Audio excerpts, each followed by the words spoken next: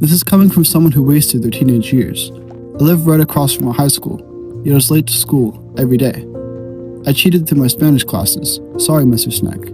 I despise school, and honestly, I still do. However, it is crucial to make the most of these years. Probably would have more discipline by now if I took my classes more seriously. Now, I did get good grades, but here's the thing. I was smart enough to get by with A's and B's with minimal effort. However, the bar was very low at my school. For example, if you filled out a worksheet randomly at my school, as long as you turned it in, you would get a 50%. When the school system is so broken that you barely have to put any effort to get by, that's all the more reason to try harder. Because once you get into the workforce, your boss is going to care if you're late to work. And even if they don't care, get there on time anyway. Because it's not about if you get in trouble or not, it's about showing up consistently. And I had to learn that the hard way. There's this weird thing that happens when you coast through your teenage years. You get comfortable with doing just enough, and just enough starts to feel normal. It starts to feel like the standard, but it isn't. It's just the floor. And when you only ever aim for the floor, you don't build anything. You just exist. Now I'm 21. I'm stuck at my parents' house, at least for now. I love my family, but I crave independence. I crave to start building the life I want to live. And that is what this YouTube channel is. I want to tell you something. I have never been in a relationship in my life.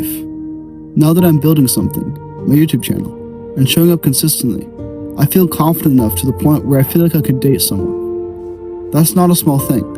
Confidence isn't just something someone gives you. You build it, day by day. And for a long time, I didn't have anything I was building, so I didn't have much to stand on. I changed from someone who wants to live a creative lifestyle to actively living it. Ever since I had internet access, I wanted to be a content creator, which I'm sure is relatable for some of you. It is one of the most sought-after careers, especially amongst young people. As I got older, I attempted to become a creator. I had so many different brand ideas, but I ultimately never committed to any of them. Until now. Ultimately, I stopped waiting for permission to start. I stopped living underneath the disapproval of others and started trying. So show up for yourself, even when it's hard. And when I say show up, I don't mean you have to be perfect. In this digital age, it might look like your favorite influencer has it all figured out. The nice car, beautiful wife, so on and so forth. But life isn't just about what you see on the surface. Even they have bad days, weeks, months. Nobody tells you about the days they stared at a screen for several hours and posted nothing. Nobody shows you the version of themselves that almost quit. That version exists, for all of them.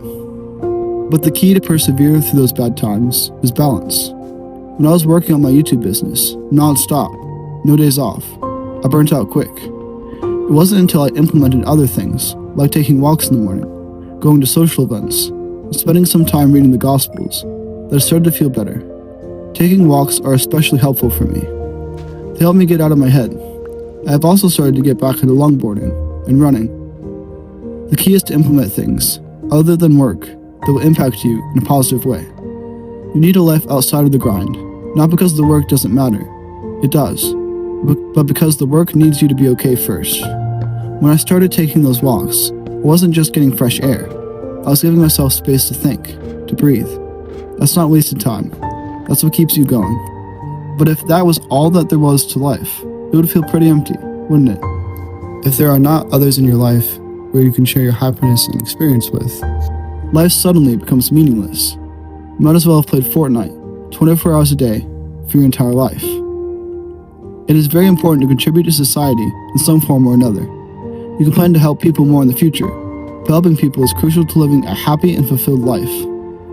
The thing people regret most often on their deathbeds is they wish they didn't spend so much time working and spent more time with friends and family. Build your career, but also live life. I think about that a lot because it is easy to tell yourself that you'll slow down later. You'll be present later.